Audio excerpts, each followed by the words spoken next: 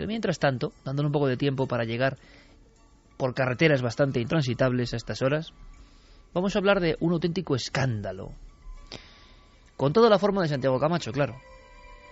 No puede ser otra historia. El espionaje se ha convertido en algo de uso común. Espionaje internacional, espionaje global. Los grandes buscadores. Llamadas de teléfono, bueno, compiladas a millones, vigilando. ¿Quién nos vigila? ¿Por qué? ¿Qué está ocurriendo? ¿Qué dicen los que saben de las tramoyas de las cosas? Santiago Camacho.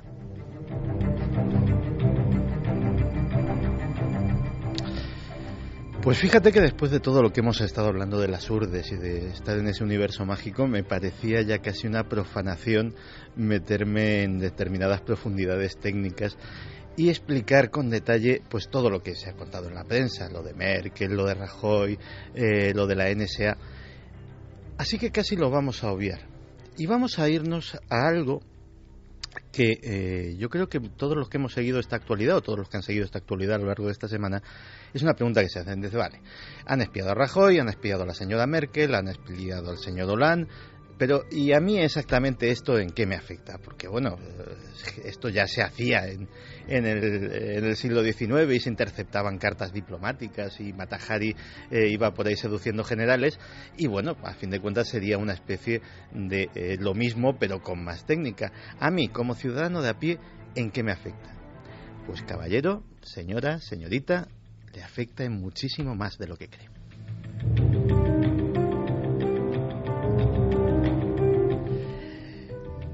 Fíjate que solamente en España, lo publicaba el diario El Mundo hace unos días, en un solo mes se habían monitorizado 60 millones de comunicaciones. En un mes en España. Desde luego el señor Rajoy no hace tantas llamadas telefónicas, seguro. 2 millones de comunicaciones de nuestro país al día. Prácticamente, exactamente, 2 millones al día. Eso es mucho tráfico. Me pregunto, ¿estará Santiago Camacho en alguna de esas listas? Seguro. Probablemente, y mucha gente que ni ellos mismos lo sospechan. ¿Por qué? ¿Para qué? Pues es lo que se llama el Big Data. Ya las agencias de inteligencia, la NSA en este caso, no se dedica a seguir a sospechosos directamente. No es el espionaje de cojo a este tipo que creo que es un terrorista, le pongo micrófonos, le busco con cámaras, etcétera, etcétera. No. Lo cojo absolutamente todo. Y en ese mar inmenso de datos intento encontrar anomalías, intento encontrar cosas que me interesen. Fíjate que hace unos años ya se intuían estas cosas y en una comisión parlamentaria del gobierno de los Estados Unidos, del Parlamento estadounidense, un senador hacía esta pregunta a uno de los responsables de la inteligencia norteamericana. Entonces estaba Dick Cheney de vicepresidente y decía en tono casi jocoso, dice, vamos a suponer que el señor Cheney se vuelve loco y que da un golpe de Estado y se convierte en el dictador supremo de Estados Unidos. ¿Tendría capacidad el señor Cheney de forma retroactiva coger a todas las personas que se han reído de él en las redes sociales, en emails privados, en llamadas telefónicas, que han hecho chistes sobre tal o cual cosa, y castigarlos como se merecen y azotarlos en la plaza pública o ejecutarlos? ¿Tendría capacidad de localizar a todas esas personas? La respuesta fue un sí rotundo.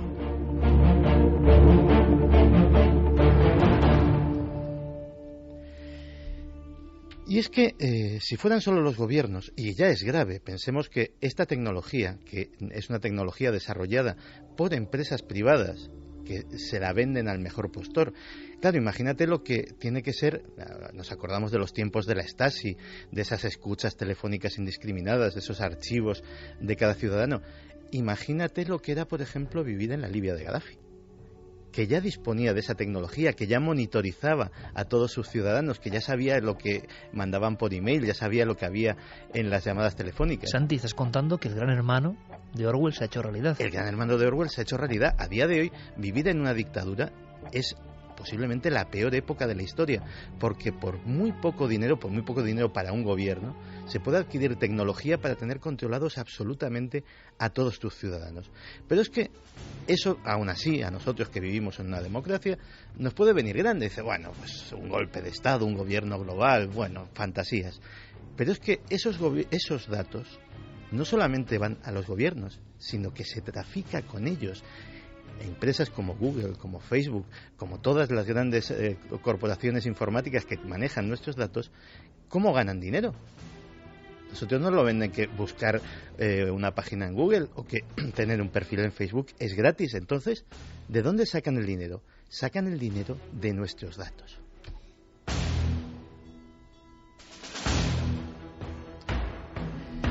Cada vez que accedemos a uno de estos servicios, hay una cosa que se llaman términos y condiciones de uso. Tú pinchas un contrato larguísimo que no te has leído y no sabes... ¿Alguien lo ha leído? No, está hecho a propósito para que no se lea.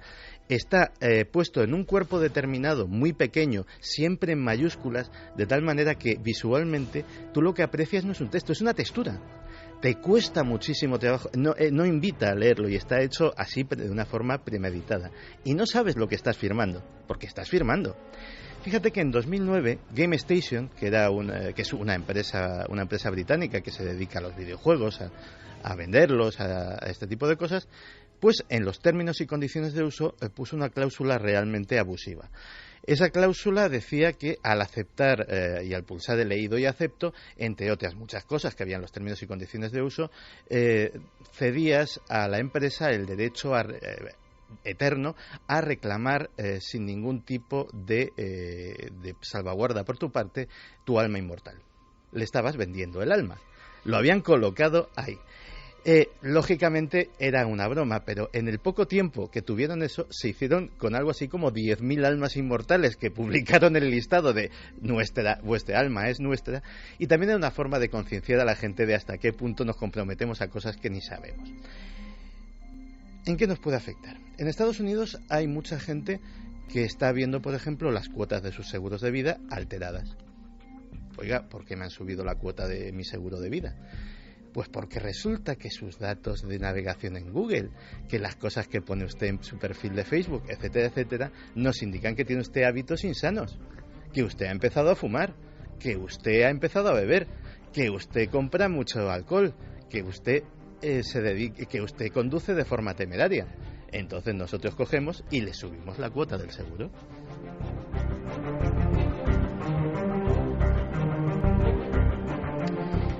Otro ejemplo. Claro, la pregunta, Santi, clarísima, es, hombre, si es un buscador y que sigue las pautas de lo que tú has buscado, pero si es porque alguien la ha publicado en su perfil de Facebook o Twitter, la pregunta ¿es espionaje o es autoidiotez de la persona que pone su vida al detalle? Luego que no se queje, claro. Si tú pones todo lo que haces, sabrán todo lo que haces. Claro, es como de lógica, pero ¿no? Tú, por ejemplo, ojo, esas condiciones permiten que si tú tienes un perfil privado, yo tengo un perfil, por ejemplo, que es para mi amigo Iker, mi amiga Carmen, mi amigo Pérez Campos y 4 amiguetes más. Y que no quiero que lo vean nada más. Pero Facebook, por ejemplo, puede traficar con esos datos a pesar de que es un perfil privado. Puede cedérselos a la compañía de seguros para que vea exactamente lo que estamos haciendo. Las condiciones de privacidad en realidad no son para asegurar tu privacidad, es para asegurar el acceso a tu privacidad de las compañías y el acceso a que se pueda comercializar tu privacidad. Te voy a poner otro ejemplo que nos ha pasado a casi todos. ¿Tú alguna vez no has visto que los límites de tus tarjetas de crédito a veces oscilan? Que de repente dices, bueno, esta gente me ha subido el límite de la tarjeta de crédito, o mucha gente dice, y de repente me lo han bajado. Y tampoco es un empresario de Atlanta, un empresario acomodado, tenía una visa con unos $10.000 de crédito y se iba de vacaciones a Florida. Y de repente, pues a la hora de dejar su visa en el hotel, se encuentra con que le han bajado el crédito a 3.000. Y que evidentemente no puede hacer frente al cargo de las vacaciones que tenía pensadas. Le arruinaron las vacaciones. Al pedir explicaciones, se encontró que su historial de navegaciones y su historial de compras coincidía con gente que había sido problemática y que había dado impagos. Por ejemplo, compraba en Walmart, que para los que no conozcan Estados Unidos es un sitio considerado donde compran, dicho mal y pronto, pobres. Entonces decían, bueno, si usted compra en Walmart, eso... Por favor, empresarios de esta marca, que no llamen ahora mismo a Milenio 3. Eso nos indica que su nivel adquisitivo no es muy alto y por tanto le vamos a rebajar el crédito de su tarjeta. Hay otro caso más sangrante todavía. Un tipo llegó a una empresa que se dedicaba a vender artículos para bebés, indignado porque le estaban mandando constantemente publicidad a su hija adolescente. Y él decía, bueno, casi le parece que la están incitando a tener un hijo, que mi hija tiene 16 años, oiga usted, ¿por qué le mandan siempre este tipo de cosas? Parece ser que su historial de búsquedas en Google indicaba que podía estar embarazada, y efectivamente lo estaba. La empresa se había enterado a través de ese historial de búsquedas que estaba embarazada mucho antes que su propio padre. El gran hermano. O, por ejemplo, un GPS. En Holanda, una conocida, esta opera en España, no vamos a dar el nombre. En Holanda, una conocida empresa que se dedica a vender GPS, pues como hace en todo el mundo, los GPS hablan entre ellos. Tienen una conexión inalámbrica que permite seleccionar las rutas donde hay menos tráfico, ese tipo de cosas. Entre otras cosas, se archiva la velocidad del vehículo en cada momento. Así que no dudaron en, ni cortos ni perezosos, cederle a la Dirección General de Tráfico holandesa esos datos para que pusiera las correspondientes multas, sin que hubiera radares, etcétera, etcétera. Es decir, estamos en un mundo en el que dejamos un rastro de datos que, eso de yo no tengo nada que ocultar, a mí no me puede perjudicar en nada que me estén monitorizando constantemente, porque bueno, yo no soy un terrorista, yo no soy un delincuente. Pero es que hay muchas cosas en las que puede salir, entre comillas, perjudicado. Eso sin tener en cuenta en que ya en Estados Unidos se está empezando a hablar de algo que nos suena a ciencia ficción y que hemos visto en películas de ciencia ficción, el precrimen.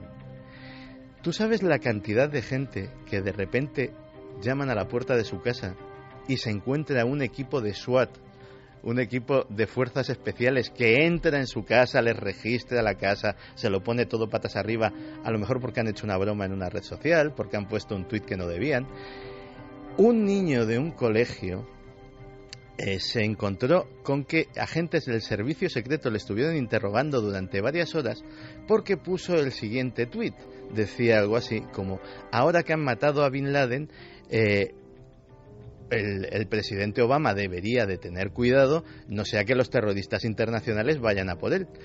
Era un tuit preocupado por la seguridad del presidente. Pues bien, lo entendieron mal, se fueron para allá, los agentes, el chaval tendría 9 o 10 años. A ver qué hacía con Twitter el chaval. Y no dudaron en interrogarle. ¿A dónde vamos? Pues teniendo en cuenta que el proyecto que está preparando la Unión Europea... Algunos pueden pensar en todo esto, en qué gran trampa, ¿no? Sí, sí. Trampa del sistema.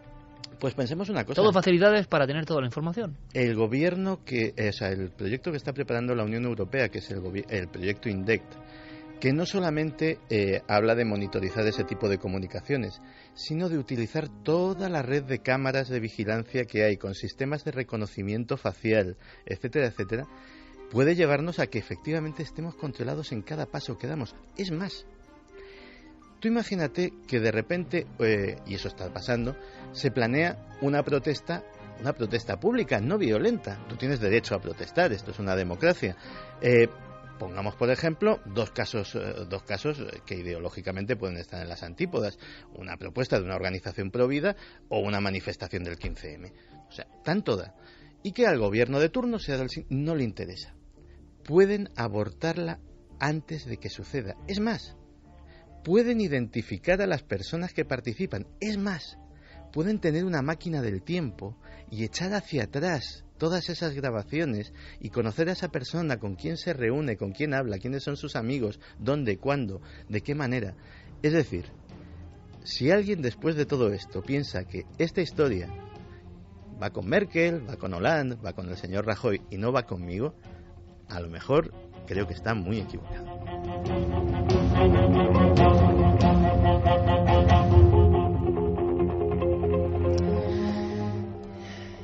qué grande es este Santiago Camacho, que nos deja. Ahora, eso sí, don Santiago, aquí en el ordenador aparece que tenemos abajo aquí, sí, una llamada. Señor director general de Walmart España, que pregunta por usted. Yo en Estados Unidos he comprado mucho en Walmart. Claro, normal.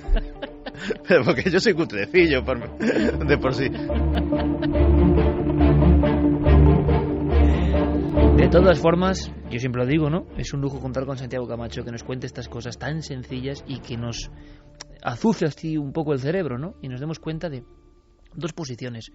Qué bonita es la tecnología, qué cosas buenas nos permite, pero hay también como la trampa del demonio, ¿no? Ponga usted su vida aquí, que es muy bonito. Ahora luego, no me reclame. Ya ha puesto su vida, y su vida ya, de alguna forma, no le pertenece. Qué paradojas, pero también esas cámaras de seguridad que nos vigilan a todas horas, esos ojos de gran hermano que parece que están por todas las grandes ciudades, están ayudando a resolver también muchos crímenes. Claro. Gracias a ellos hemos podido conocer los últimos movimientos de presuntos asesinos. Claro. Lo tenemos ahora con la niña de Santiago. Se están investigando precisamente todas las cámaras porque paso a paso se puede saber por dónde ha ido una persona en los últimos momentos. Seguro que esto va a motivar mucha información, mucha sensación. Todos estamos vinculados de alguna forma, ¿no? Hablábamos de ese 8 nave del misterio, que va a ser el hashtag importante en los próximos días. Ya está ahí Sergio, que parecía que estaba de juerga de Halloween y ahora vuelve, ya está poniendo ahí Sergio Fernández Pinedo, jefe de imagen de Cuarto Milenio. Fíjate de cosa más. He pensado yo incluso en llamarle, pero sé que esto no le gusta. Santiago Camacho, Carmen Porter, Sergio Fernández e Iker Jiménez, los únicos supervivientes del día 1 de Cuarto Milenio. Se dice pronto, Sí. Ahora la cadena cumple 8 años, pero hay un programa, esto puede decir, qué vanidoso eres, pero es la verdad, yo no digo más que la verdad. Somos el programa que puede decir que estamos desde el primer día. Y ¿sabéis lo que os digo? Que gracias a vosotros. Y en 4 van a sacar durante toda la semana también cositas que tienen que ver con el aniversario de 4, de la cadena. Si no es por la audiencia, si no es por mucha audiencia que comparte incluso Milenio 3 y Cuarto Milenio, nosotros no estamos en ningún lado. Nosotros estamos donde nos ponen los únicos que de verdad deciden, el público. Y eso sí que es difícil e insobornable. Así que, abriendo un poco esta efeméride de los 8 años, gracias. Porque diciendo solamente 8 años y 9 temporadas... Si hablamos de televisión, yo no tengo que decir nada más. Los que saben de televisión ya saben lo que significan los dos datos. No hay que añadir ni una sola letra. Pero lo más importante es la buena gente que nos ha permitido seguir en este milagro a contracorriente. A contracorriente de todo, incluso dentro del sistema televisivo. Qué maravilla. Y gracias por supuesto a la cadena que ha apostado por nosotros. Y vamos a celebrarlo, ¿os parece? 8 nave del misterio, una idea de nuestro jefe de imagen y que Diego Marañón y Guillermo León potenciarán, como saben perfectamente, y con tantos y tantos amigos en las redes, pero esas redes que tienen, pues como cualquier cuchillo, ¿no? Sus muchas utilidades. Quizá esta hora, Noel, 3:28, quizá esta hora haya llegado siguiendo la senda, ¿no?, de Ignacio de Arcelo, Ignacio Carral, Maurice Legendre, Ferrés, Salinas, Juan Antonio Pérez Mateos, tantos viajeros jurdanos que no creo que hayan estado de noche en el sitio donde está Javi, seguro, porque hablábamos de un pueblo muerto. Por lo menos queremos tener una foto de ese pueblo muerto donde prosiguen las investigaciones. Javier, compañero, buenas noches. Muy buenas noches, Iker. Mucha gente nos pregunta por tu voz, si es que tienes mucho frío o realmente estabas muy impresionado. Sí, o ambas cosas. Las dos cosas. La gente decía que estabas un poco acongojado. Sí. Bueno, vosotros me conocéis y sabéis que sí, hay lugares que me impresionan y no me avergüenza reconocerlo. ¿Cómo debe ser? De ese camino entre ese cementerio de Aceitunilla y un Nuño Moral, donde nos llevan días diciendo no se os ocurre ir allí, pues imaginaos estar allí en esta noche, además tan cerca de la noche de difuntos. ¿Has sabido algo de los pasos, de la alimaña que rondaba?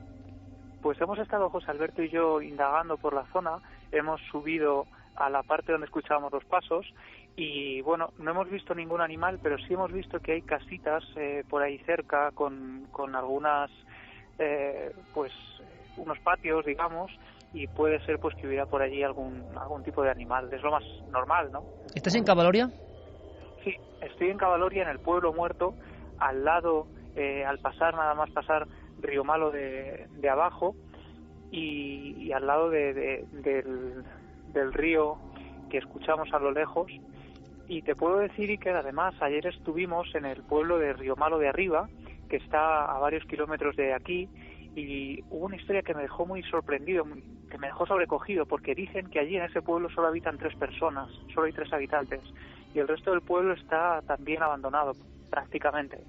Y allí nos decían que ese pueblo, que Río Malo, había recibido ese nombre precisamente porque pertenecía a 2 hermanos que se habían peleado por el agua del río, porque no había otro agua por allí, y habían terminado envenenando el agua hasta matarse el uno al otro.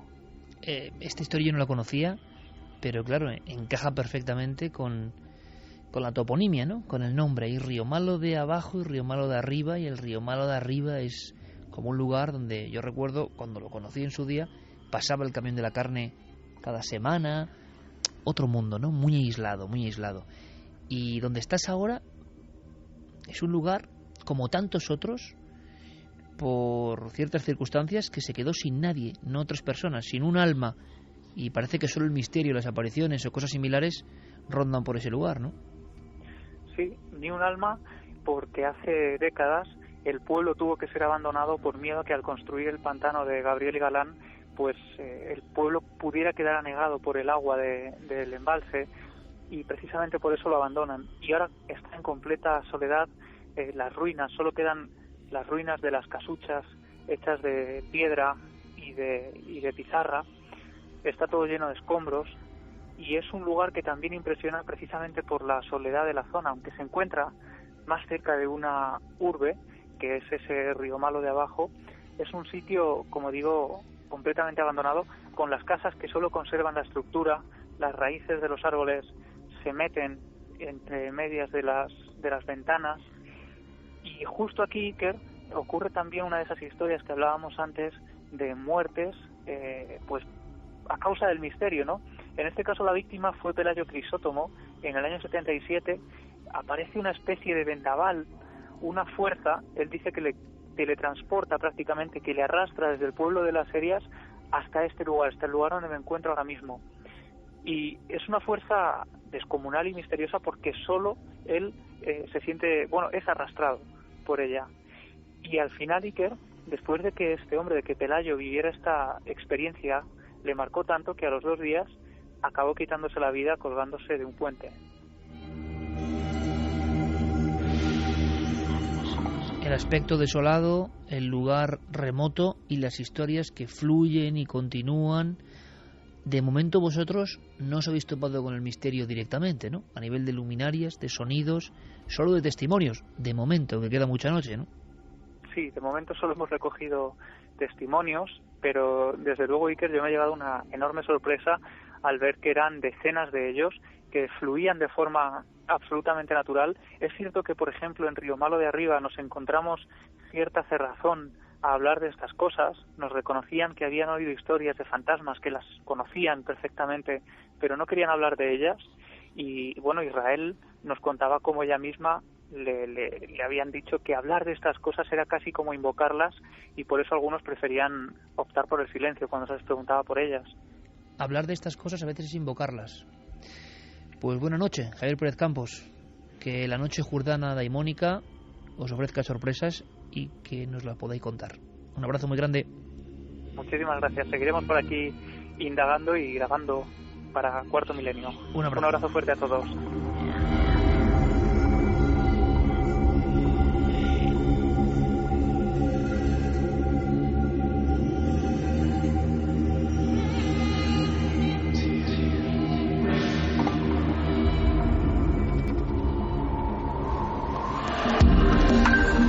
Antes habías estado tan cerca de lo desconocido. Milenio 3. Cadena Ser. 3:35. De pronto la nave se ha posado en un lugar muy lejano, de las urdes perdidas y remotas, pero en nuestro país, unos cuantos miles de kilómetros. Las selvas perdidas, las últimas selvas de los mayas. Y su sonido tan peculiar, su sonido inolvidable, su sonido de misterio puro y ancestral. Allí, Javier Sierra, que ha tenido otra visión, creo que conmovedora, y aunque sea queremos robarle unos minutos para que lo traslade. Ha estado en uno de esos lugares soñados por los seguidores del misterio. Javier Sierra, amigo, buenas noches. Muy buenas noches, Iker, buenas noches. Estoy al lado de una ventana donde estoy viendo llover aquí en Palenque, en el estado de Chiapas, en México, a apenas 1000 metros del Templo de las Inscripciones, donde hace 61 años Alberto Ruz Luiller descubrió, pues yo creo que el gran emplazamiento, el gran hallazgo de la arqueología americana, que fue la tumba de Pacal. ¿Quién no ha oído hablar de la losa de Palenque, Iker, en nuestros temas, no? Claro, nosotros hemos escuchado hablar del astronauta de Palenque, Javier. Del astronauta de Palenque. Bueno, pues ese astronauta, o lo que fuere, lleva cerrado al público muchos años, porque en el año 2000 el Instituto Nacional de Antropología e Historia decidió clausurar la pirámide por los problemas de humedad. Llueve dentro de la pirámide, aunque fuera esté seco, para que te hagas una idea de las condiciones, delicadas de su estado, y no han dejado entrar desde hace mucho tiempo a nadie en el Templo de las Inscripciones. Bueno, yo ayer tuve el privilegio de bajar esos tramos de escalera que despejó piedra a piedra Alberto Ruz Luiller en 1951, de acercarme a esa puerta triangular espectacular que todos hemos leído y visto en los libros relacionados con estas cuestiones desde hace años, y darme a ver la losa de Palenque. Lo que no podía imaginarme, Iker, es que en el año 2000, cuando decide el gobierno cerrar esa pirámide a los turistas, hizo otra cosa más en silencio, sin que nadie lo supiera prácticamente, y es devolver a ese mismo lugar, debajo de esa losa de 5 toneladas que tapa el sarcófago de Palenque, devolver los restos del rey Pacal, que siguen ahí enterrados. Han estado ahí a pocos centímetros de mí hace escasas horas.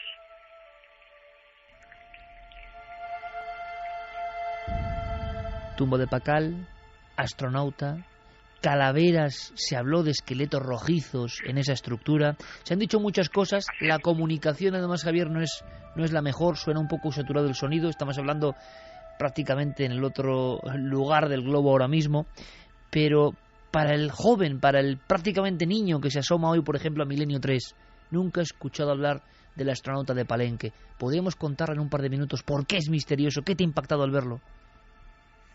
Bueno, lo que lo convirtió en misterioso no fue solamente su hallazgo, que es sensacional, es único en la historia de la arqueología mesoamericana. No se ha encontrado en ninguna otra pirámide de las cientos que hay en toda América un lugar como ese, bajo la estructura del propio cuerpo de la pirámide, con un enterramiento así. Pero lo que lo convirtió en punto de referencia fue el primer libro de Erich von Däniken, publicado en 1967, 16 años después del hallazgo, en el que Erich von Däniken decía que el personaje representado en esa losa, en ese bajorrelieve que tenía aspecto de maya, en realidad era un astronauta. Y efectivamente lo parece, es decir, es un personaje que está ahí tumbado, manejando palancas, o lo que parecen palancas, escapándose de lo que parece un fuego de combustión por debajo de su cuerpo, y ese cuerpo, ese fuego de combustión, esos signos, esos glifos sobre los que todavía hay mucha controversia,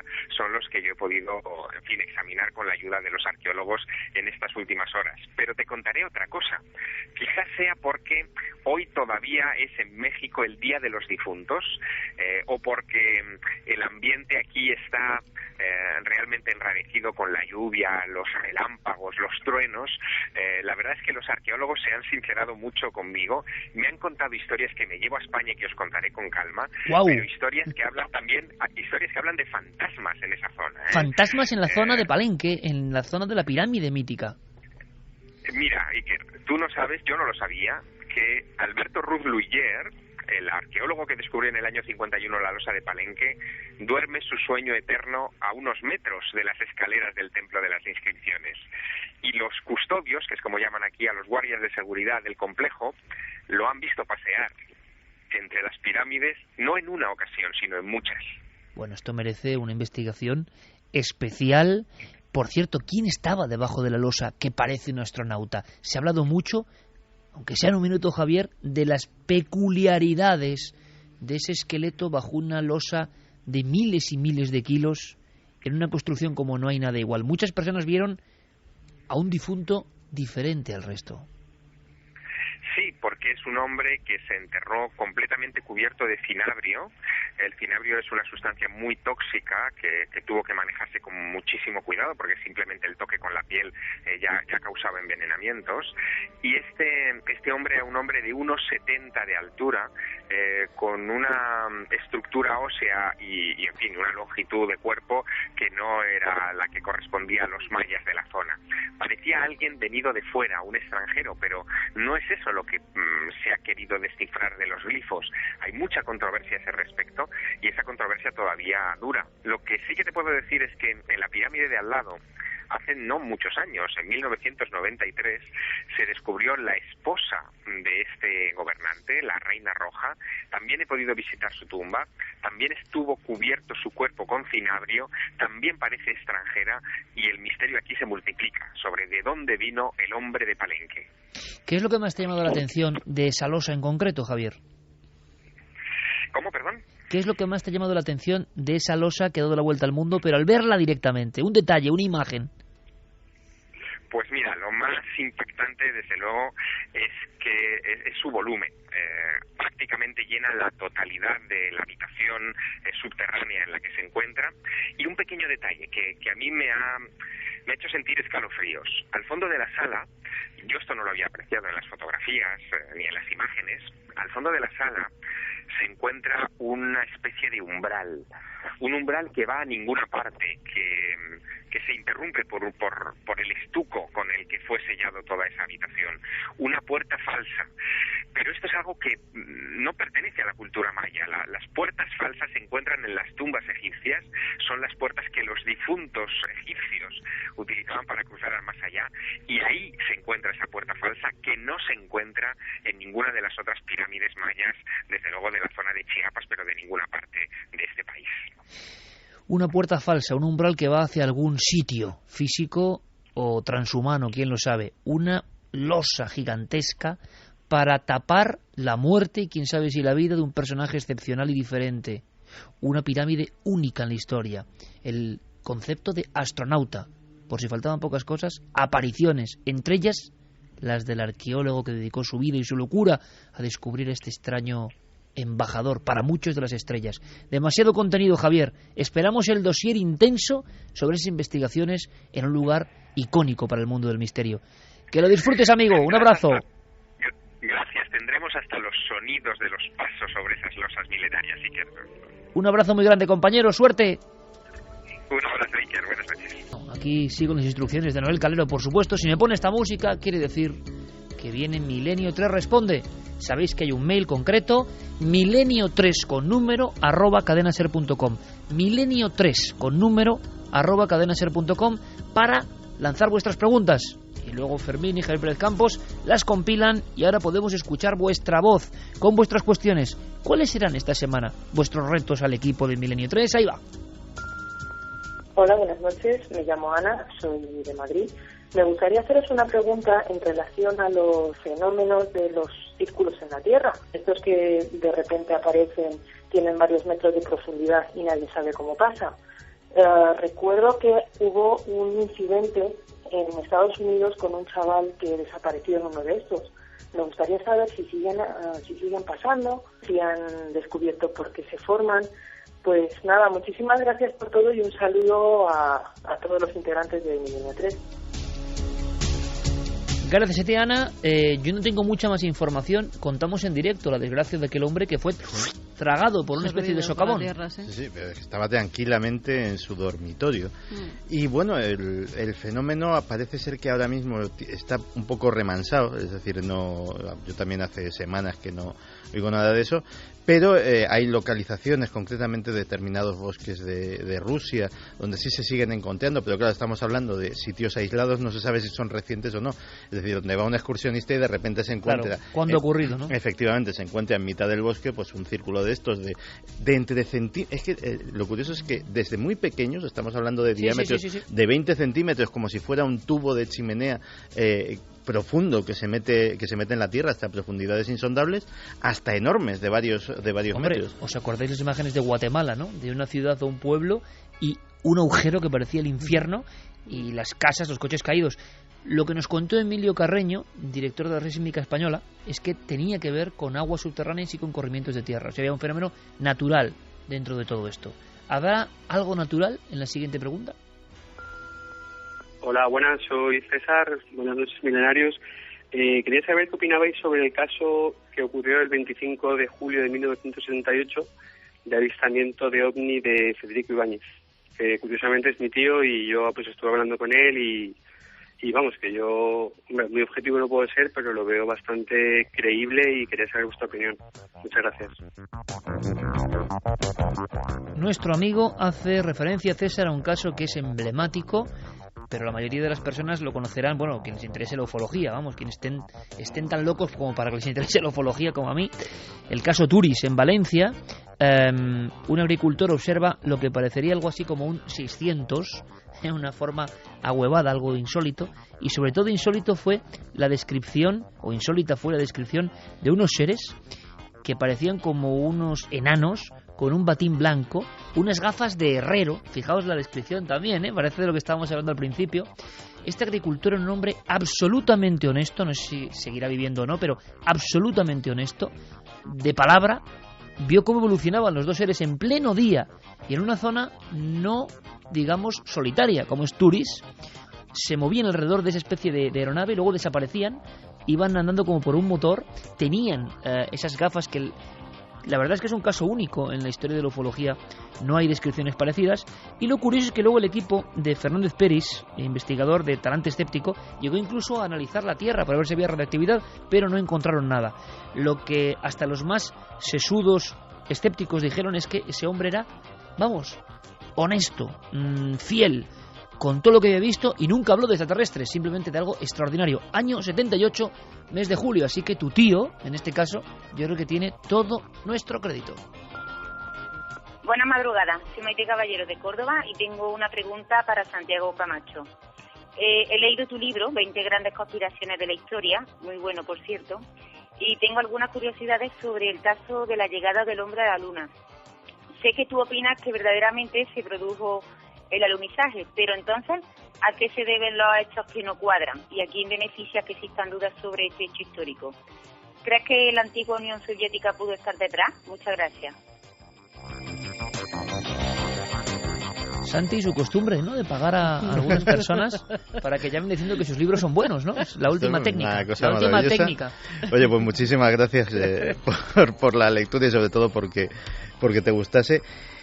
Y la verdad es que sí, yo estoy convencido de que el hombre llegó a la Luna en el momento y fecha que se dice oficialmente.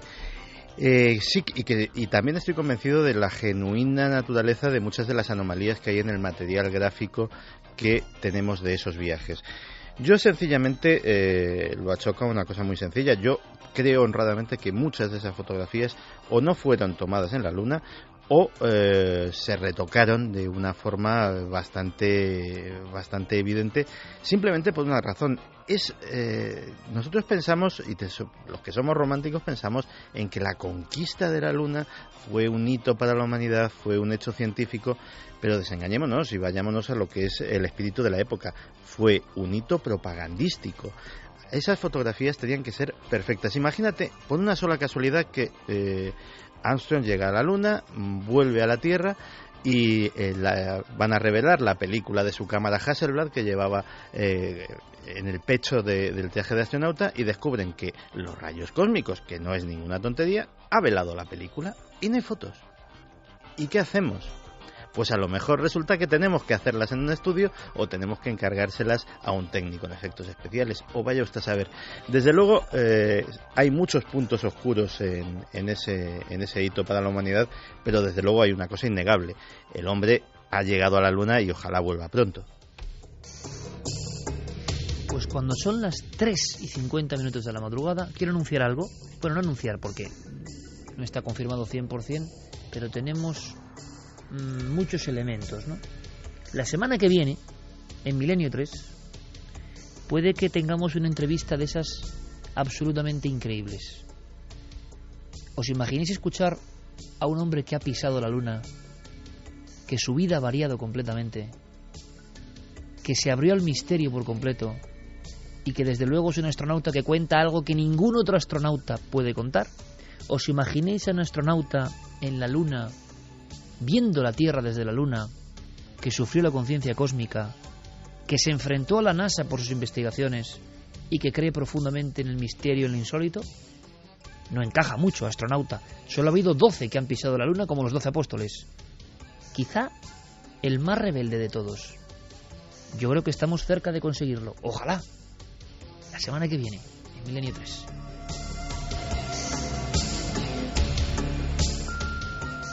Hola, soy Rodrigo Fuente y quería preguntaros acerca de la noticia que he leído en Internet. La Gaceta de Arizona, el 5 de abril de 1909, menciona que se encontró una cueva en el Gran Cañón con gran número de momias. Citan a J.E. Kincaid, y que ahora es zona militar y no se ha vuelto a hablar del tema. Y quería saber si era un fake de Internet o cómo ha evolucionado el misterio, si se sabe algo. Y nada, muchas gracias. Gracias a ti, y además por preguntas tan increíbles que yo, por ejemplo, no tengo ni idea. Pero espero que alguien salve los muebles. Sí, esto surgió en Internet. Sí que es cierto que hay una noticia en la Gaceta de Phoenix en la que se decía que en una cueva del Gran Cañón del Colorado se habían encontrado momias egipcias. Y no solo momias, sino también jeroglíficos. Bueno. Y sí, un tanto extraño todo. Y sarcófagos también. Alguien lo había encontrado en 1909. Alguien que tenía que ver con el Museo Smithsonian de Washington. Ah, bueno, entonces. Bien.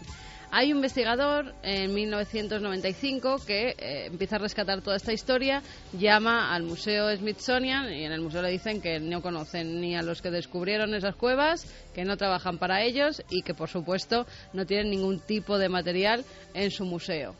Con lo cual, ¿se descubrió o no se descubrió? No se sabe nada más de esta noticia. Por lo menos no se ha podido demostrar nada que surgiera de esa supuesta cueva. Yo tengo una teoría al respecto. Estamos hablando de una noticia de 1909 que existe, que es verídica y que efectivamente se pueden encontrar en los periódicos de la época. En las cuevas del Gran Cañón ha habido, y puede que todavía haya podido encontrar, momias. Hay momias. Allí habitaban... Pero no egipcias, claro. No egipcias. Allí habitaban los Anasazi, habitaban los indios pueblo, gente que edificaba... Bien misteriosos, Efectivamente, que edificaba con adobe y que tenía una escritura jeroglífica, ojo. Y que tenía una escritura jeroglífica. A mí, si soy un aficionado a la arqueología, no muy versado, en 1909...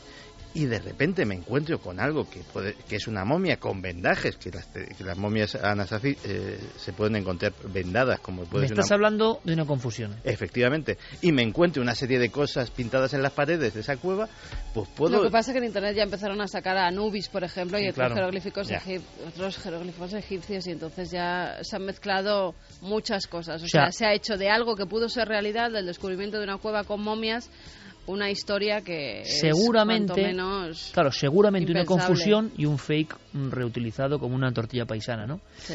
Vamos con la última cuestión de esta semana. Milenio 3 responde, Milenio 3 con número @cadenaser.com. Hola, soy Juan Carlos y tenía previsto hacer un viaje este próximo verano para hacer el Camino de Santiago, y mi pregunta es si hay algún libro o alguna documentación sobre el Camino de Santiago, sobre mitos, leyendas o misterios, con el cual pueda hacer el camino desde otro punto de vista. Gracias.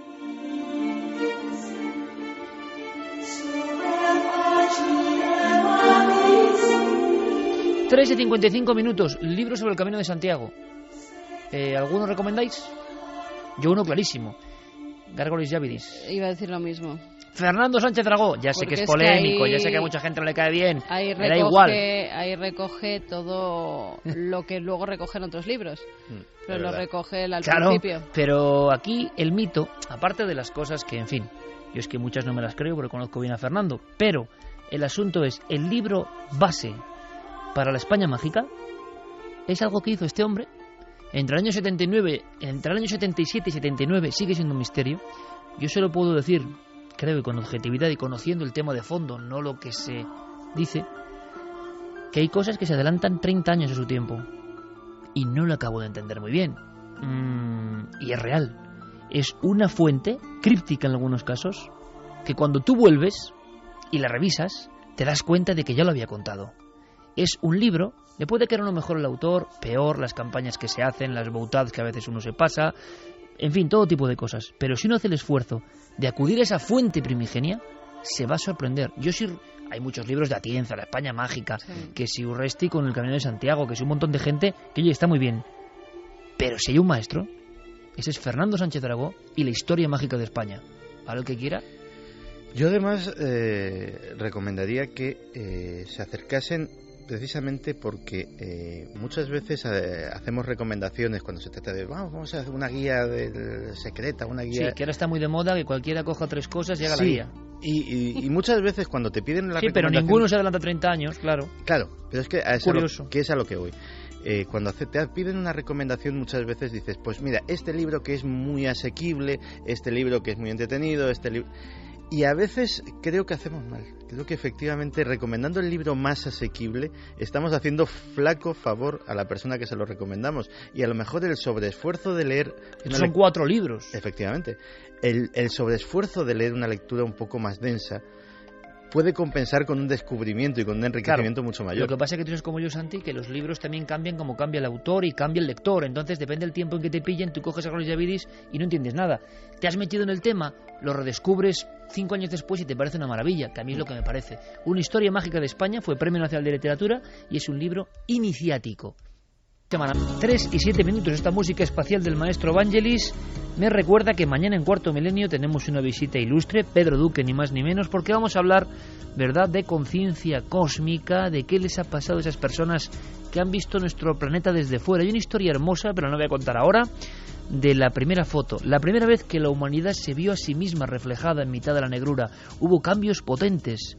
Ahora nos parece algo habitual, pero en 1968 llega la primera foto de la Tierra en mitad del espacio. Y muchos, no me extraña, sintieron un profundo flash, algo que les conectaba con el resto del universo.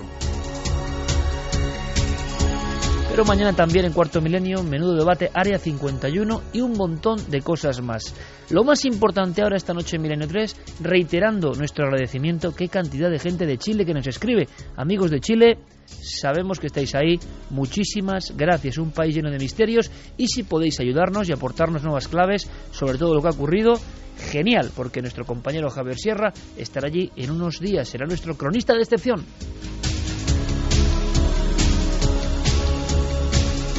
Pero ahora el tiempo es vuestro. Milenio 3 responde. Sabéis que hay esa vía de contacto, Milenio 3 con número @cadenaser.com, para a lo largo de la semana ir dejando vuestras preguntas. Buscamos casos concretos, dudas que tengáis sobre algún tipo de sucesos, algún tipo de bibliografía, si queréis, algo concreto que no tenga que ver con la dinámica de los programas normales, de lo que se esté hablando de inmediato en ese día de actualidad. Y Javier Pérez Campos y Fermín Agustí irán ordenando esas preguntas e intentaremos escuchar vuestras voces y, si es posible, bueno, es un reto, responderos. Comenzamos.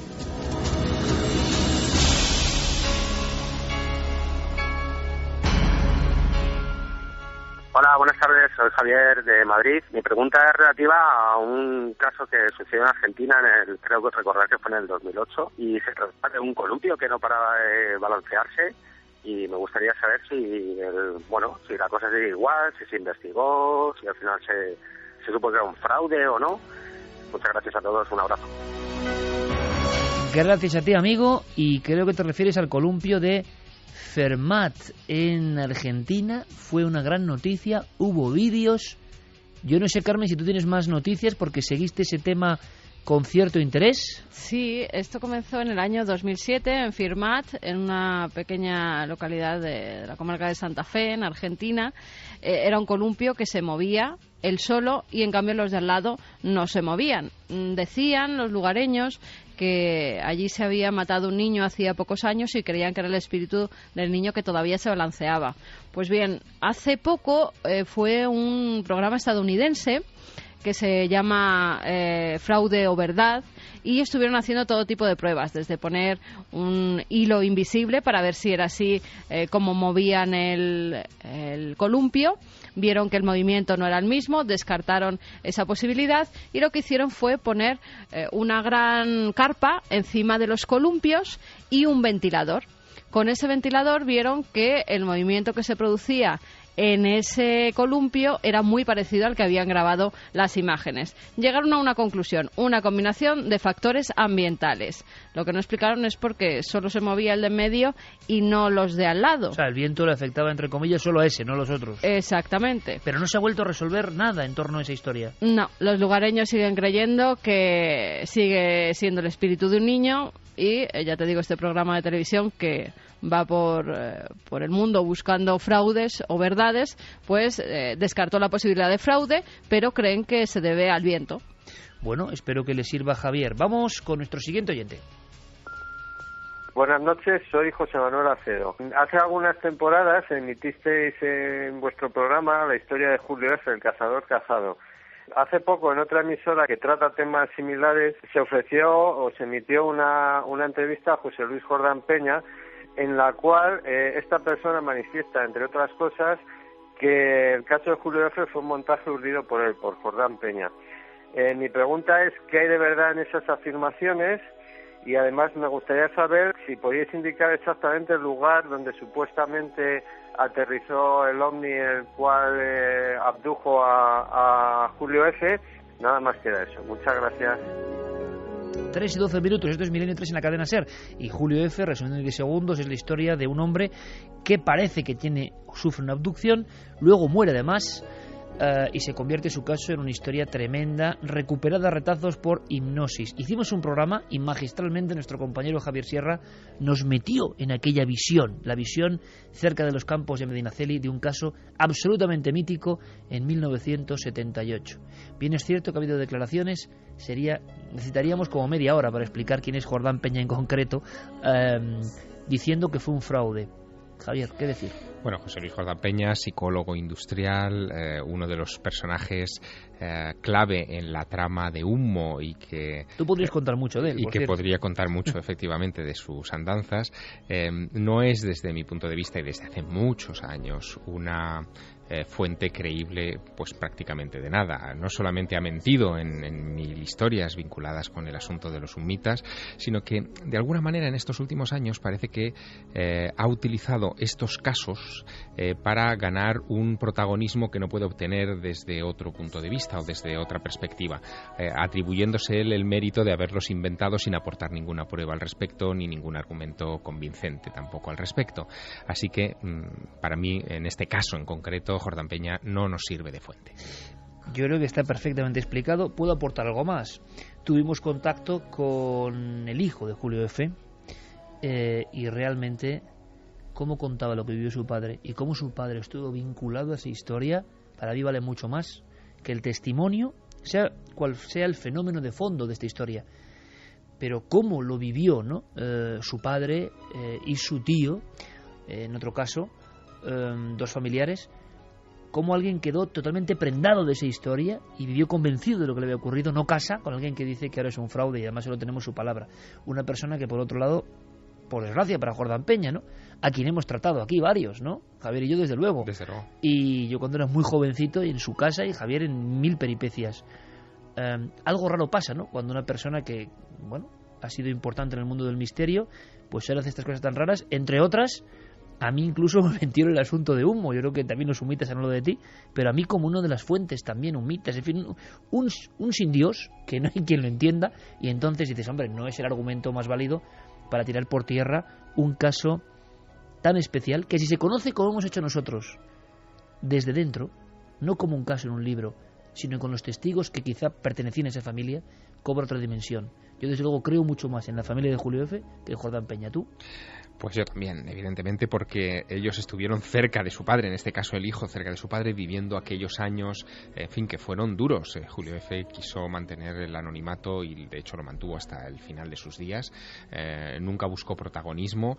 Es cierto que se sometió a una sesión de hipnosis con José Luis Jordán Peña, de ahí viene esa atribución, pero poco más. Es decir, también tuvo sesiones de hipnosis con otros expertos y sacaron al flote, en fin, la misma información.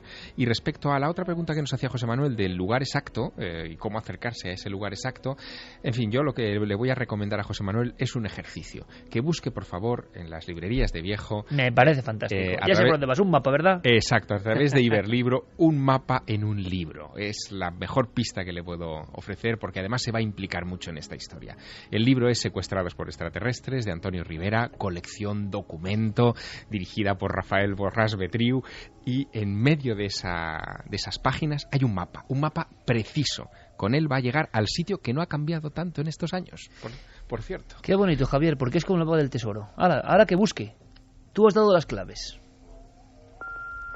Buenas noches, soy José Guis de Viar, en Alicante, y me gustaría preguntaros acerca de las supuestas pirámides que en 2005 dijo haber encontrado en Bosnia el doctor Semiros Managic, ya que, bueno, se han hallado, pues parece que pavimentos, unos túneles, algún objeto, pero la verdad es que durante 8 años no parece que la cosa, pues acabe de salir a la luz. Y bueno, quería conocer vuestra opinión y sobre todo si podéis aportar algún dato al respecto. Un saludo y muchísimas gracias. Sinceramente no creo que se pueda aportar mucho, ¿no? Hacemos un paneo rápido, compañeros. Las filmaciones que trajo allí nuestro compañero entonces, Luis Álvarez, eran muy polémicas. Mi opinión personal, hemos conocido investigadores españoles que estaban vinculados, mi opinión personal es que mucho deseo de ver pirámides y yo no sé si hay pirámides. No me extrañaría, podía haber, ¿por qué no?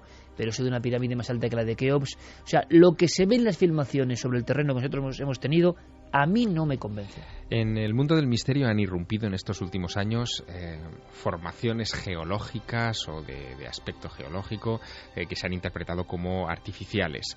Hay casos muy notables, por ejemplo, Yonaguni en Japón, esas ruinas, o entre comillas, sumergidas en el mar del Japón, cerca de las islas Ryukyu, que siendo examinadas por Robert Schoch, un importante geólogo de Boston, en un principio fueron identificados como de carácter artificial, y después el propio Schoch, haciendo nuevos análisis y nuevas prospecciones en el lugar, dijo que se trataba de unas formaciones geológicas extrañas, pero geológicas, que no había nada natural.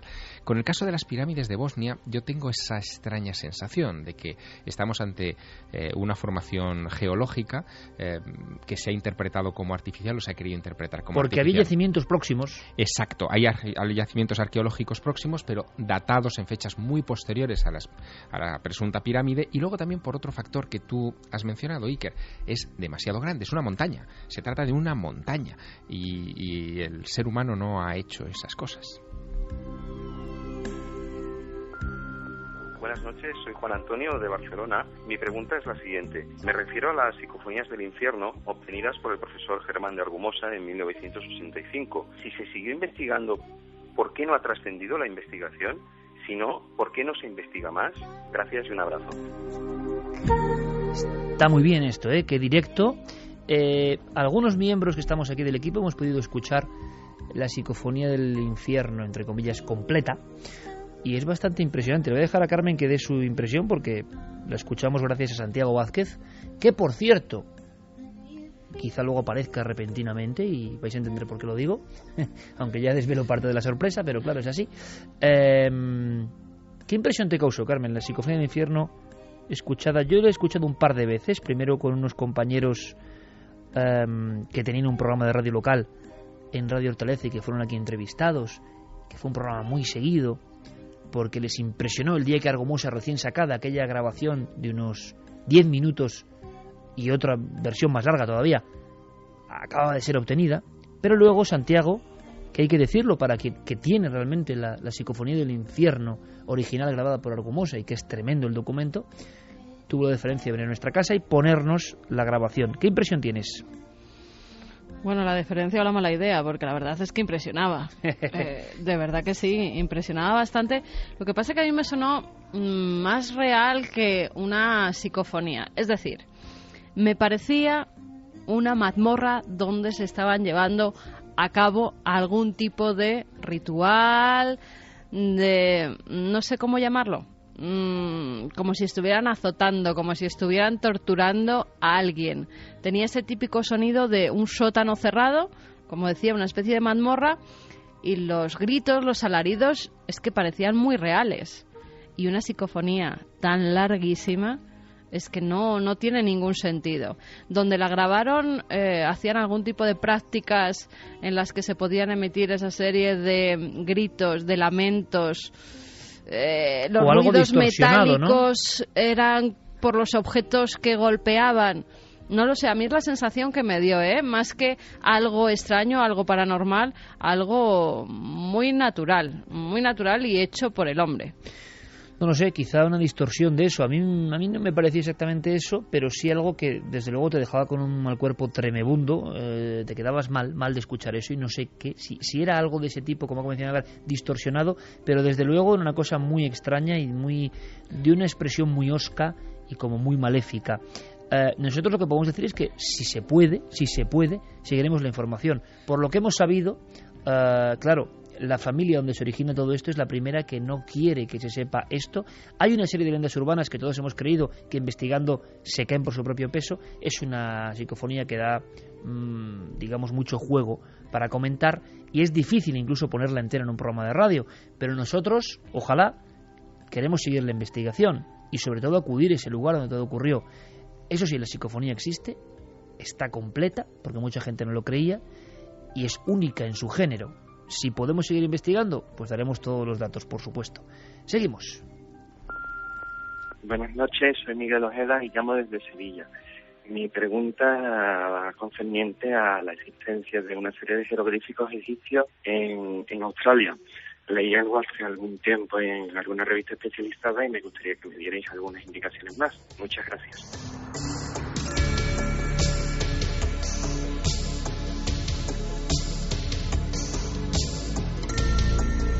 Se ha hablado mucho de jeroglíficos en otras partes del mundo. Yo no sé, compañeros, qué opinión tenéis. Este caso concreto, yo no lo conozco. Yo lo he leído en alguna revista, en concreto recuerdo haber leído esta historia de los jeroglíficos en Australia en Nexus, en la revista Nexus, que es una de las favoritas de Santiago Camacho. Australiana, de hecho, y yo le confiero poca credibilidad. ¿Como otros jeroglíficos en otras partes del mundo de este tipo? Sí, exactamente, pero en este caso yo creo que tuvieron más eco por un misterio que es auténtico, que es real, y es otra conexión australiana-egipcia, ¿no? Y es que tú habrás visto también, Iker, en el Museo Egipcio del Cairo, una colección de armas de mano del faraón Tutankamón, descubiertas en 1922 en su tumba, y que son boomerangs. Es decir, ahí evidentemente hay una conexión muy peculiar, porque no existe esa arma en otras latitudes, y sin embargo en Egipto está esa muestra colgada en una de las vitrinas del Museo del Cairo, casi como un op-art, ¿no? Como un objeto fuera de lugar.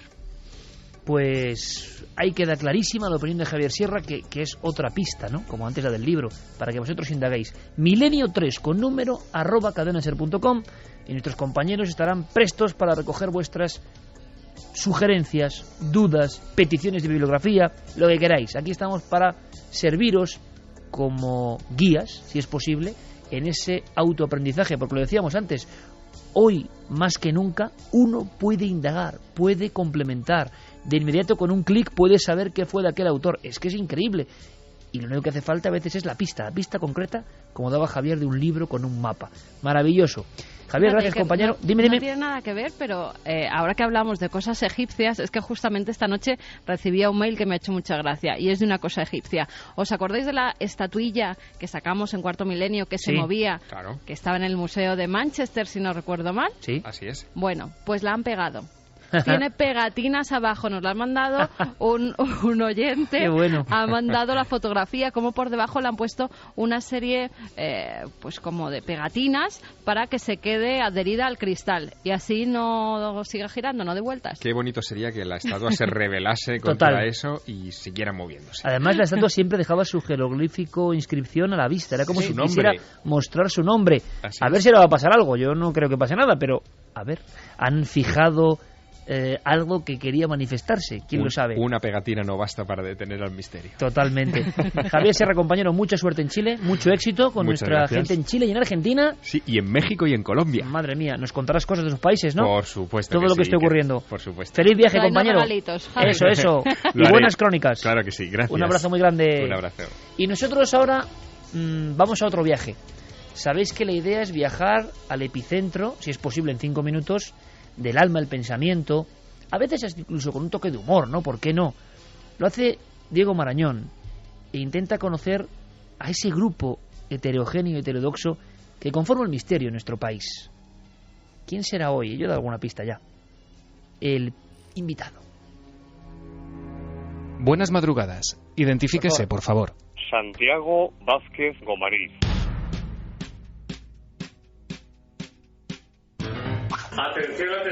Atención. ¿Qué tendrá que decirnos Santiago Vázquez? Atención, Javi, se ha encendido la televisión sola. Uy. Yo voy a dar mi opinión. Os ordeno en el nombre de Jesús. Perdone, señor Nieves, de verdad, por favor, me extraña muchísimo que me diga esto. A cada cosa que uno comenta, enseguida viene la contrarréplica. Estamos en un debate. Vamos con un Santi, debate, pero muy bien. cuéntame. Un golpe fuerte, sonoro. Ha habido uno, ¿eh? Son mimofonías. Así lo demuestra la casuística. Qué fuerte, macho. ¿Eligió usted al misterio o el misterio le eligió a usted? Yo creo que ambas cosas. ¿En qué ocasión lo ha sentido más cerca? Sin duda alguna, aunque era muy joven, en la madrugada del 5 al 6 de junio de 1990, en el Palacio de Linares de Madrid. ¿Cuál es su enigma predilecto? La vida después de la muerte, la trascendencia del ser humano, ¿qué nos espera después? Indíqueme un lugar mágico al que siempre querría volver. Cada lugar tiene su encanto y creo también que en cada lugar y en la medida en la que uno se encuentre, de la forma que uno se encuentre, se vive de una forma o de otra. No tengo predilección por ningún lugar en especial. ¿Y un lugar al que jamás regresaría? Al Palacio de Linares de Madrid, nunca regresaría. ¿Somos producto del azar y la evolución o hay algo más? No, indudablemente es mi convicción personal. Hay algo más. Somos seres trascendentes y no tengo la menor duda de que existe un ser supremo, que algunos llaman Dios. ¿Qué hay más allá de la muerte? Vida en plenitud, pero en función de nuestro comportamiento durante la vida material. ¿Teme la llegada de ese momento? En absoluto. No tengo ningún miedo a la muerte. Lo único es que sí que tengo miedo al sufrimiento. ¿Supersticioso? Un poco. ¿Debería estar la parapsicología en la universidad? Debería estar en la universidad en España desde hace tiempo ya. Su padre fue uno de los pioneros en televisión española. ¿De tal palo, tal astilla? Sí, fue uno de los pioneros. Entró prácticamente al principio. Nos parecemos mucho, mi padre y yo, sobre todo en el carácter. Ambos dos tenemos un carácter fuerte cuando lo sacamos, pero creo que todavía tengo que aprender mucho hasta llegar a lo que él profesionalmente consiguió durante toda su vida en radio y en televisión. Sin embargo, iba usted para futbolista. ¿Qué ocurrió para que su destino cambiase? Es una pregunta muy interesante, voy a tratar de resumir. Pues ocurrió sencillamente que una tarde de sábado yo estaba en las categorías inferiores en aquel entonces del Atlético de Madrid y una tarde pues me puse malo, me llevaron al hospital y el médico me detectó un soplo y a raíz de aquello, que aunque luego me dijeron que era funcional y que no había ningún problema, pues me hizo replantearme mi situación y dejé el fútbol, a pesar de que me estuvieron llamando para que me reincorporase, pero no quise volver y ahí fue pues cuando me casé con el periodismo, con los medios de comunicación, con la radio a los 16 años. Defina con 3 palabras a don Germán de Argumosa. Humanidad, sabiduría y comprensión. ¿Cuántas veces le han pedido que haga pública la conocida como psicofonía del infierno? Muchísimas veces, Diego, muchísimas veces. Hay quien dice que en realidad no interesa desvelar los misterios. ¿Qué opina usted? Desvelar un misterio entraña la posibilidad de encontrarnos con una verdad que puede, en ocasiones, deslumbrarnos y hacer que nuestros esquemas intelectuales, nuestro sistema de creencias, nuestra forma de vida, se caiga abajo, se venga abajo. ¿En qué cree Santiago Vázquez? En primer lugar, creo en el ser humano, a pesar de tantas cosas que vemos todos los días. creo ante todo en la lealtad, en la fidelidad, creo en la amistad profundamente y, por supuesto, tengo la convicción de la existencia de un ser supremo que está ahí y que está al tanto en todo momento de todo lo que hacemos. ¿Cuál ha sido el fregado más grande en el que se ha metido? El haberme especializado dentro de este mundo de la comunicación, en este mundo del misterio tan apasionante. Si piensa en su infancia, la imagen que aparece en su memoria es... Felicidad, mis padres jovencísimos y un balón. ¿A quién le encantaría haber conocido? Sin duda alguna, el primer personaje histórico es Jesús de Nazaret. Aunque no soy católico practicante, pero mi personaje favorito sin duda alguna es Jesús de Nazaret, Jesucristo. ¿A qué tiene miedo? Yo diría que prácticamente a nada, pero sí hay una cosa que sí que me produce miedo. Y el miedo es fallarme a mí mismo. Un libro y una película. Me quedo con uno que he leído en diferentes ocasiones a través de los años, El Profeta, de Khalil Gibran. Creo que es una obra magnífica. Y película, me quedo con dos. Una es Titanic y también, y por otra parte, otra película que me apasiona es La Milla Verde. Un pintor y un músico. Pintor, me quedo con Velázquez. Un músico, sin duda alguna, y desde muy jovencito también, me quedo con Wolfgang Amadeus Mozart. Acabemos con un vicio confesable. El único vicio confesable que tengo es el tabaco, que no fumo demasiado, estoy intentando fumar menos, pero por lo demás no tengo ningún vicio más. Mi vicio es el misterio. Eso sí que es un vicio, Diego. Gracias por su colaboración. La identificación ha sido completada con éxito. Desde este momento puede considerarse de forma oficial y por méritos propios uno de los nuestros. Y Diego, que yo creo que rescata magistralmente algunos momentos igual de mucha trifulca televisiva o de estar en plena investigación. Y aunque sepas mucho del misterio, o más bien, porque quién sabe del misterio realmente, ¿no? Si has leído mucho del misterio, pero de repente te ocurre algo, empieza a pasar algo, la expectación, la inquietud es igual para todos. Mira, y hubo Iker además un experimento muy interesante que era el de llevar a José Manuel Nieves y a Santiago Vázquez a la misma investigación casi de manera simultánea y que cada uno después narrara su vivencia y parecía que cada uno había estado en situaciones diferentes, en lugares diferentes. Y de una de esas investigaciones yo me quedo con una anécdota tremenda, sanatorio de Agramonte del Moncayo, en Zaragoza, un día lluvioso como pocos, diluviaba, nos perdimos por el camino en mitad de la montaña y llegamos al borde de un precipicio en mitad de la noche con esa lluvia. Y hubo un momento en que la furgoneta se queda atascada en medio de ese barrizal en que se ha convertido la montaña y tanto Santiago Vázquez como José Manuel Nieves se bajan del coche y esas dos figuras, esos dos personajes que estamos acostumbrados a ver en los debates se ponen a empujar a la vez a ese coche para intentar sacarlo de ahí. Esa es una de las imágenes de una investigación que a mí se me quedó grabada.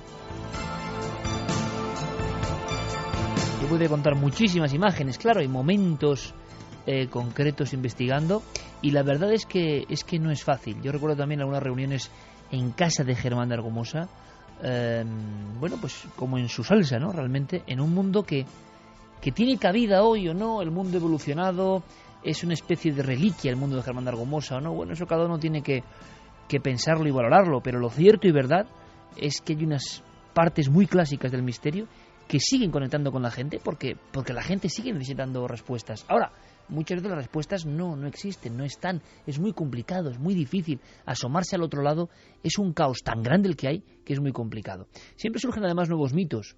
Por ejemplo, recientemente se está hablando mucho y no sé por qué, Javi, tú has pedido incluso ayuda. Sí. Hay un investigador también muy del estilo de Vázquez, incluso en la estética, digamos, Juan Villaseñor. Sí, Jaime Villaseñor. Jaime Villaseñor, un personaje que escribía en las revistas de los años 90. Jaime, tú lo sabes bien porque has seguido también la pista. Perdón, no, es que yo le conocí. Tú llegaste a conocer a Villaseñor. Claro, él publicó varios, pues el número de reportajes en la revista Enigmas. ¿Qué época? Pues cuando yo era redactor jefe, 95, cuando estábamos tú y yo también estaba ahí, yo no le conocí. Pero tú eras más reportero, estabas más... yo estaba allí a pie de redacción con Fernando, con Jiménez del Oso, y claro, recibíamos a los colaboradores y evidentemente nos traían sus trabajos y Jaime era uno de ellos. Enigmático. Pues mira, le conocí bien porque compartíamos pasiones y temáticas. A él le gustaban también estas cosas de las conspiraciones. Aprendimos mucho el uno del otro. Y Jaime, que espero que me esté escuchando, era un personaje torturado, digámoslo así. Era el típico periodista maldito, de alguna forma. Pues era muy preso de sus pasiones, que las tenía intensas. Era un personaje un poquito acomplejado por algunas cosas. Tenía una psicología complicada. Pero ¿tú crees que era, como has dicho alguna vez, uno de los máximos sabios que de repente, vamos a decirlo, desapareció?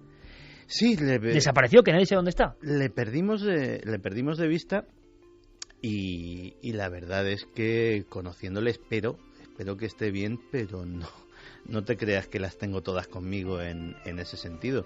Pero era la joda. Me río porque es que yo creo que tú sabes más de lo que estás diciendo, sí, pero bueno. Sé bastante, créeme que fueron muchas noches compartidas de copas y de confidencias. Y bueno, de copas también. Sí, y si me está escuchando, pues Jaime, tío, que aquí estoy, que me puedes encontrar por el Twitter y esas cosas. Porque él ha desaparecido por completo. ¿Y por qué se convierte en un mito? Es como un poco la historia, ¿os acordáis de Sergio Del Monte? Aquel cineasta maldito que decían que era un mito, que tratamos el tema de una película con sacrificios, que al final desapareció. Unos dicen que fue encontrado descuartizado. ¿De qué estamos hablando?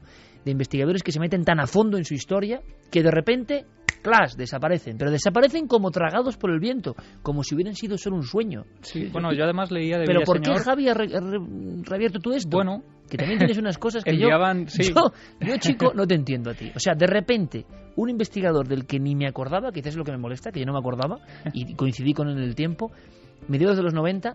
¿Y por qué reabres esta manzana? Pues de repente ha caído en mis manos algo muy peligroso, ¿no? Es una colección de revistas de los años 90 que yo he estado ojeando casi febril todo el fin de semana y de repente uno va viendo pues la evolución de algunos investigadores, de algunos periodistas, compañeros, por fortuna, ¿no?, para mí hoy, pero de repente en todo ese listado, en esa amalgama de nombres que más o menos te suenan, aparece Jaime Villaseñor y siempre vinculado a reportajes muy polémicos que algunos han llegado, por lo que he visto, a vincular esa desaparición. Muy tipo Viñati, muy denunciando conspiración, sí, y adelantándose un poco en plan Chicho Ibáñez Serrador a lo que otros como Santi o demás harían años después. Claro.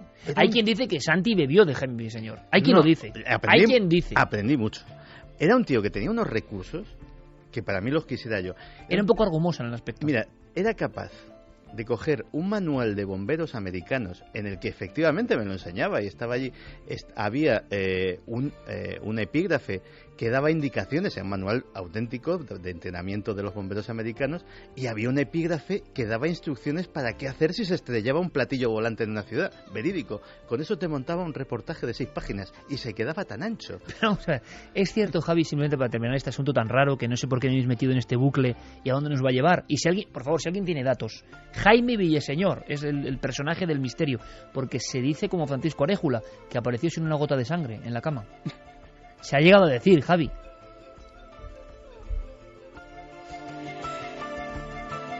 Yo se lo digo, yo lo lanzo ahí. Se ha llegado a decir. Sí, es entre toda la mitología, pues, un dato más.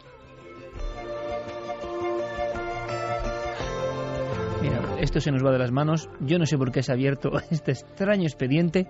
Vamos a ver si alguien nos ayuda. La clave es Jaime Villaseñor. ¿Alguien tiene datos?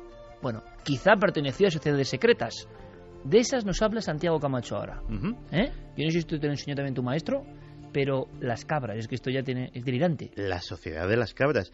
Pues imagínate que en la masonería hay un viejo chiste que cuando llega un adepto le dicen, no, tienes que pasar la ceremonia de montar la cabra, y todo el mundo se imagina a los pobres que van a ser iniciados, que les van a subir encima de una cabra y que van a tener que hacer algún tipo de numerito este año.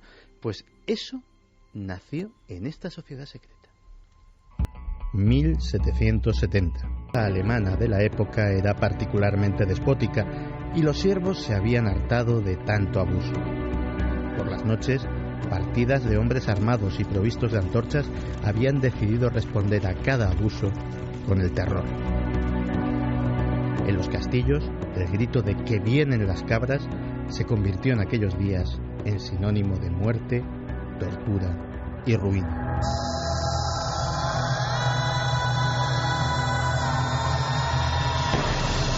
Se les llamaba cabras porque tapaban su rostro con máscaras provistas de cuernos que imitaban la cabeza de este animal. Cuando se cubrían el rostro y se juntaban por las noches, los siervos se convertían en señores, consagrados a vengar cualquier ofensa recibida a lo largo del día. Al despuntar el alba, el grupo se disolvía, las máscaras eran escondidas en armarios y arcones y cada cual volvía a su ocupación, sin que nadie pudiera sospechar quiénes eran los miembros del grupo.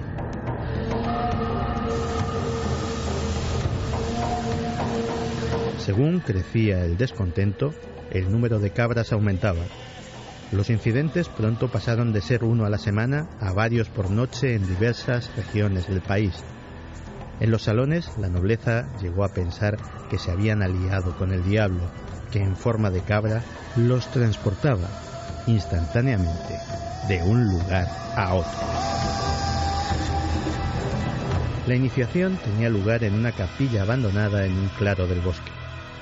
Allí, el candidato era emborrachado con un fuerte licor y se le subía a una cabra de madera. Una vez allí, la cabra, provista de un eje, giraba cada vez más rápido, sometiendo al ebrio candidato a una tortura insoportable.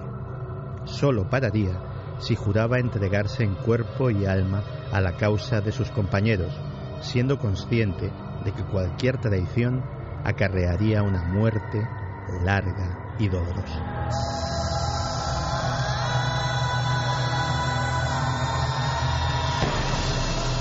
Durante 20 años, los intentos de poner coto a la sociedad fueron inútiles. Los que eran detenidos de día eran liberados de noche por sus compañeros. Aquellos que eran custodiados en lugares seguros preferían morir bajo tortura que admitir su pertenencia al grupo. Más de 400 presuntos miembros fueron ahorcados o, peor aún, descuartizados vivos en público, y aún así, la sociedad seguía llevando a cabo sus macabras actividades.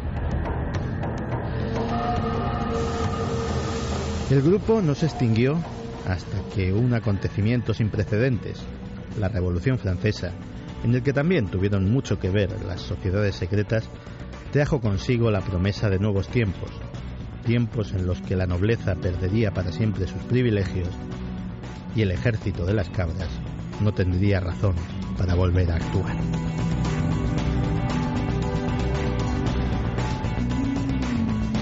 Como siempre, como hablábamos antes de extraños investigadores, sociedades secretas que también desaparecen.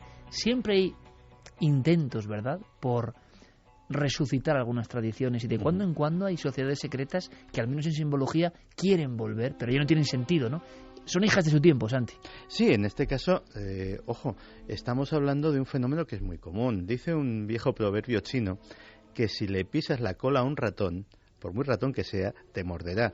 Estábamos hablando de gente que estaba muy oprimida por una nobleza muy déspota y que en el fondo lo que hizo fue organizarse para defenderse y para dar un escarmiento a aquellos que abusaban de su poder. Fíjate que esta semana, en un sitio como es el Congreso de los Estados Unidos, una humilde estenógrafa, una humilde taquígrafa, ha montado una escena absolutamente inédita, denunciando que si el poder de los masones, que si el abuso del poder de los políticos norteamericanos, que si el alejamiento de Dios de una nación que en su billete de $1 pone en Dios confiamos.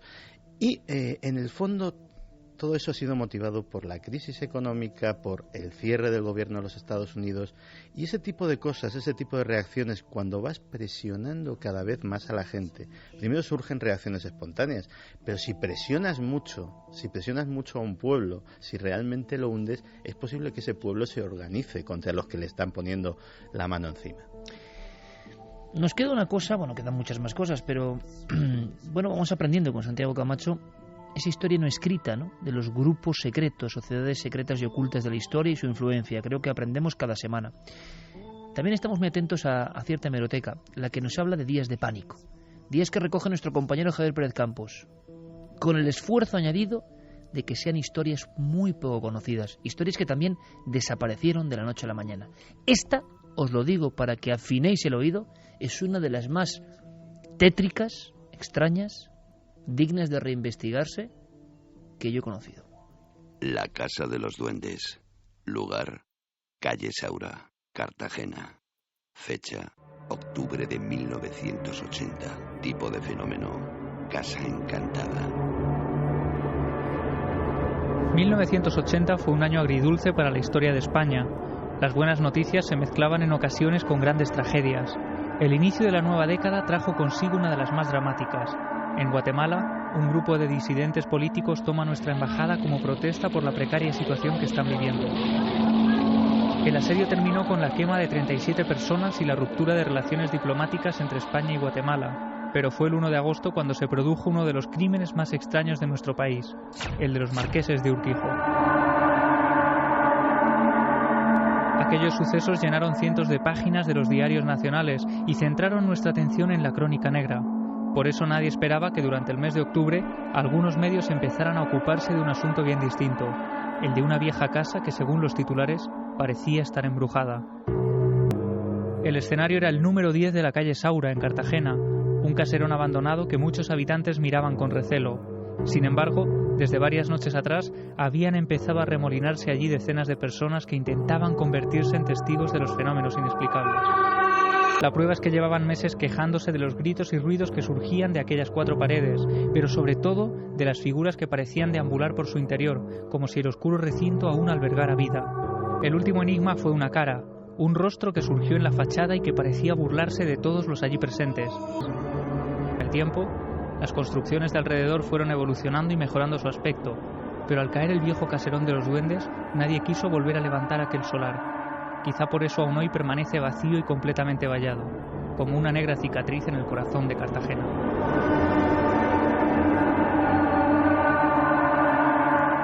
3:51. Vaya historia, habrá que indagar.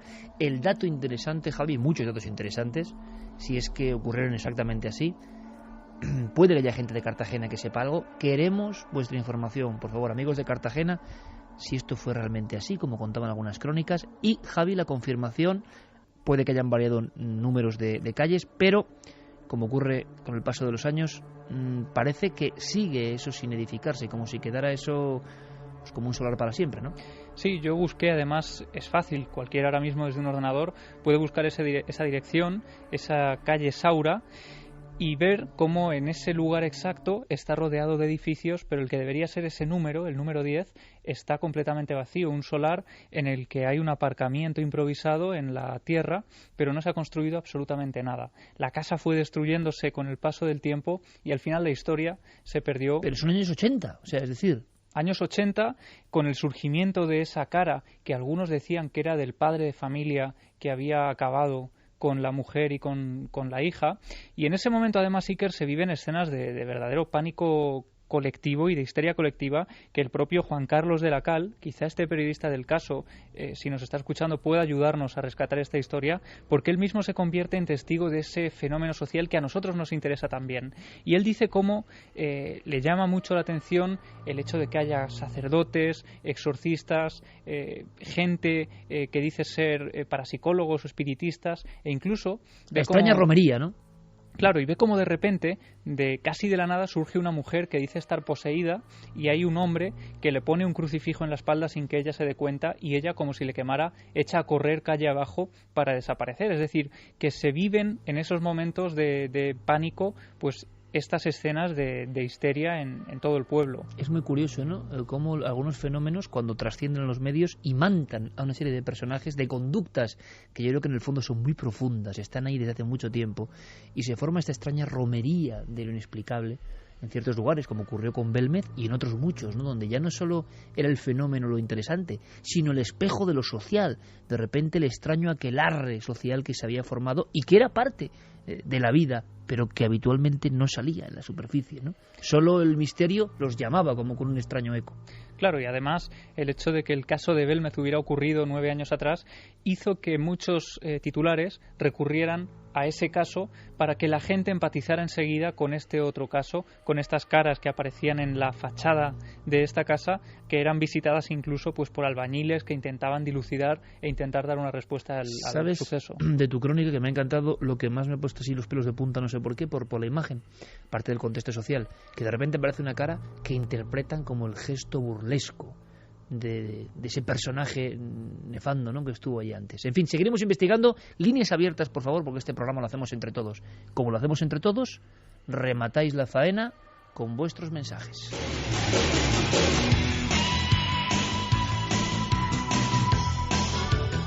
Vamos allá, Carmen.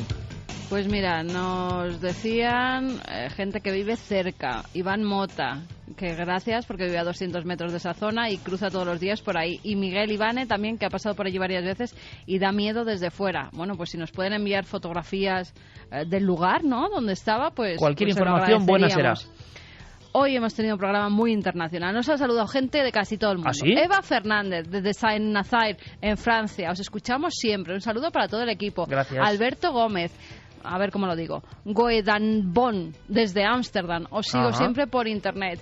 Fernando Turnil, desde Guatemala. Gerson Abel, buenas madrugadas. Es la primera vez que os escucho el programa en vivo desde Lima. ¡Qué bien, Roberto Lima! Mazariegos, dice el mejor programa español. Saludos del programa Año 12 de Guatemala. ¡Qué bueno! Año 12, Guatemala. Un abrazo, compañeros. Eso es. Romina Grande, todo el equipo de Milenio 3 y Cuarto Milenios, bienvenido en la Argentina siempre. Son todos geniales. Los esto felicito. Impresiona, Santi, esto impresiona. En el fondo oyes estos nombres y estos países y dices, bueno, ¿nos estará llegando nuestro eco a lugares tan lejanos, Carmen? ¿Será posible?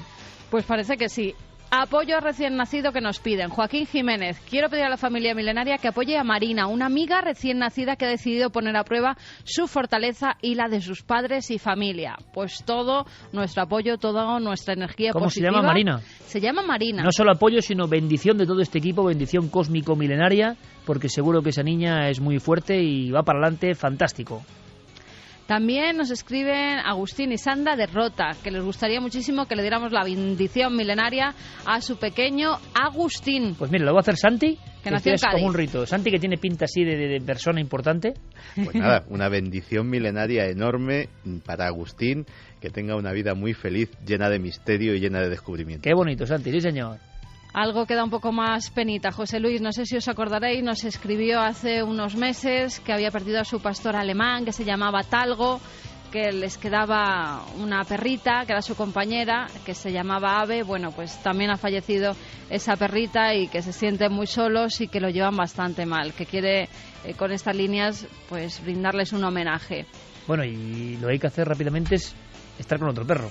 Por supuesto, es adoptar otro perrito, que hay muchísimos, de verdad, y más hay ahora, muchísimos que están esperando. Nos escribe una cantidad tremenda de amigos y sobre todo amigas, es curioso, la cantidad de mujeres que se dedican a la ayuda a todo tipo de niveles, pero con los perros, con los animales que en este momento están siendo abandonados por miles, ¿no? Así que gracias a todos los que hacéis esa labor maravillosa y además, llena de luz, ¿no? Este amigo tiene un campo, tú fíjate los perritos que podrían estar pues felizmente corriendo hay que hacerlo. Y que no piensen una cosa, que es sustituir a sus otros perros, a Talgo y a Ave, que no, que es que ya verán como en estos nuevos que vivan la vida con ellos van a ver cosas de esos perritos que están mirando desde el cielo de los perros. Por cierto, que dentro de poco hablaremos de alguna aparición de mascotas, ya veréis qué interesantes. Javi tiene una información muy interesante. Nos escuchaban también en Argentina, decía un oyente, preguntó por el tema de la hamaca de Firmat de la provincia de Santa Fe. Al respecto les puedo informar que hasta el día de hoy no se ha encontrado explicación lógica de tal movimiento. El programa americano que informó que había encontrado la causa no informó la verdad, solamente dio una explicación pueril para que se cerrara su programa. Aún se mueve toda la ciudad, puede verla y aún sin una explicación. Nos lo comentan desde allí. Desde allí, qué grande. Qué grande. O sea que el columpio todavía se mueve a día de hoy. Todavía se mueve. Wow. Y nos escriben desde Firmat. Sí. Oh, qué grande. De verdad. Muchas gracias. Bueno, pues lo que hacemos es acoplarnos. Nuestra nave radiofónica se prepara para viajar a otros mundos y volver en 7 días. Esperamos que paséis una feliz semana. Noel Calero, como siempre, muchísimas gracias. Gracias, Fermín, por todo el trabajo. Javi, que sigan tus extrañísimas búsquedas paralelas, que me tiene sorprendido, amigo. Y a ver si la gente nos puede dar claves. Carmen seguro que ha recuperado Carmen algún mensaje, se ha reído. Alguna información. No me metáis en este igual embolado. Conoció a Jaime Villaseñor. Dice ya os habéis metido vosotros solitos en el Santi, que jardín. tiene una foto, dice. Algunos lo relacionan con el Villaseñor. Con el Sí. Villaseñor, pintor de Ciudad Real. Extrañísimo. Sí, pintor. porque podría ser de Puerto Llano. Sí, Puerto Llano él. No es tontería, pero hay quien lo dice, hay quien traza el nexo. Es un nombre manchego, ¿eh? Sí, Villaseñor, totalmente.